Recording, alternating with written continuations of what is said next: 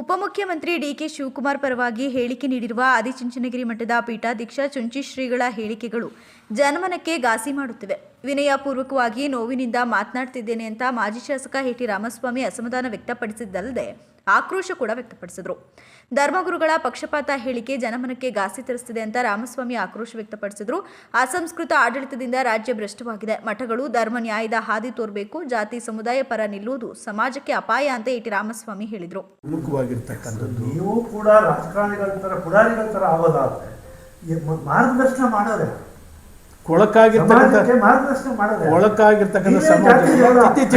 ವಿನಂತಿ ಮಾಡ್ಕೊಳ್ತಾರೆ. ಜಾತಿ ಹಂತು ಉರಿತಾ ಇದೆ, ಅದರೊಳಗಡೆ ನೀವು ಕೂಡ ಬೆಂಕಿ ಹಚ್ಚೋ ಕೆಲಸ ಮಾಡೋದಾಗುತ್ತೆ.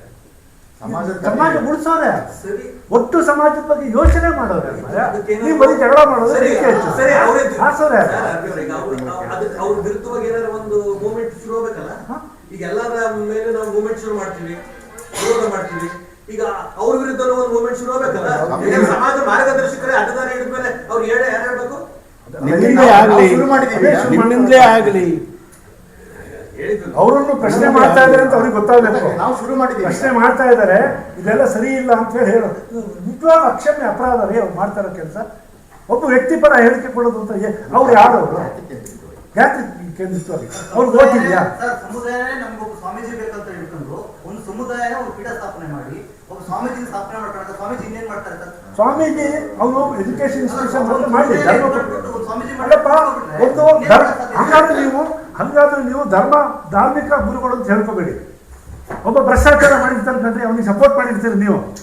ನಾಳೆ ಅವ್ನು ಜೈಲಿಗೆ ಹೋಗ್ತಾನೆ, ನಿಮ್ಮ ಮಾತು ಕಟ್ಕೊಂಡು ಮುಖ್ಯಮಂತ್ರಿ ಮಾಡ್ತೀವಿ, ನಾವು ಇನ್ನೊಂದು ಮಾಡ್ತೀವಿ. ನೀವು ಹೊಳೆ ಹೊತ್ಕೊಳ್ತೀರ ನೀವು ಸ್ವಾಮೀಜಿಗಳು? ಅದಕ್ಕೂ ಹೊತ್ಕೋಬೇಕಲ್ಲ, ಅದನ್ನು ಹೊಳೆ ಹೊತ್ಕೋಬೇಕಲ್ಲ, ನೀವು ಹೊತ್ಕೊಳ್ತೀರ ನೀವು. ನಿಮ್ಮ ಮಾತು ಕಟ್ಕೊಂಡು ನಾವು ಮುಖ್ಯಮಂತ್ರಿ ಮಾಡ್ಬಿಡ್ತೀವಿ ಬಂದ್ರೆ ಅವ್ನು ಜೈಲಿಗೆ ಹೋಗ್ತಾನೆ. ಒಂದು ಅದಕ್ಕೆ ಸ್ವಾಮೀಜಿಗಳಿಗೆ ಒಂದು ಮಿತಿನೇ ಇರಬೇಕು. ಅವರು ಯಾವ ಜಾತಿಯವರು ಇರ್ಬೋದು, ಲಿಂಗಾಯತ ಸ್ವಾಮೀಜಿ ಇರ್ಬೋದು, ಕುರುಬರ ಸ್ವಾಮೀಜಿ ಇರ್ಬೋದು, ಒಕ್ಕಲಿಗ ಸ್ವಾಮೀಜಿ ಇರ್ಬೋದು. ನಿಮ್ಮ ಮಿತಿನ ಮೀರಿ ಆಚೆ ಬರಬಾರ್ದ್ರಿ. ಮತ್ತೆ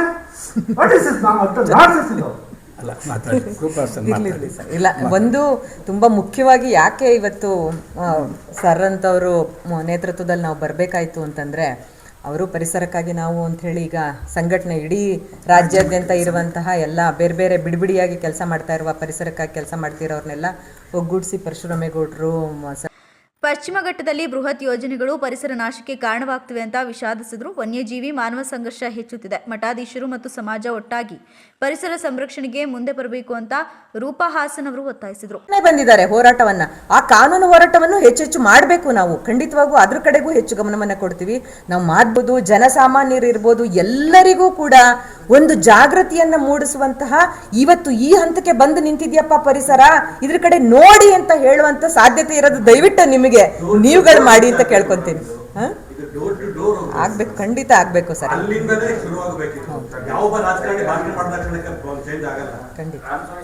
ಈಗ ನೀವು ಮತ್ತೆ ನೀವೆಲ್ಲ ಲೋಹಿಯ ಮತ್ತೆ ಸಮಾಜವಾದಿ ಚಳವಳಿ ಹಿನ್ನೆಲೆಯಿಂದ ಬಂದಂತವ್ರು.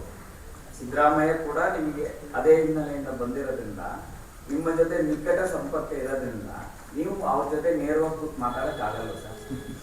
ಮಾತನಾಡಿದ್ದೀವಿ, ಪತ್ರ ಬರೆದಿದ್ದೀವಿ, ನಿಮಗೆ ಗೊತ್ತಿದೆ. ನಾವು ಕಾರ್ಯಕ್ರಮದಲ್ಲಿ ಮಾಜಿ ಶಾಸಕ ಎಟಿ ರಾಮಸ್ವಾಮಿ, ಸಾಮಾಜಿಕ ಕಾರ್ಯಕರ್ತ ಆರ್ಪಿ ವೆಂಕಟೇಶ್ ಮೂರ್ತಿ, ಹಿರಿಯ ಸಾಹಿತಿ ರೂಪಾ ಹಾಸನ್ ಸೇರಿದಂತೆ ಹಲವರು ಉಪಸ್ಥಿತರಿದ್ದರು.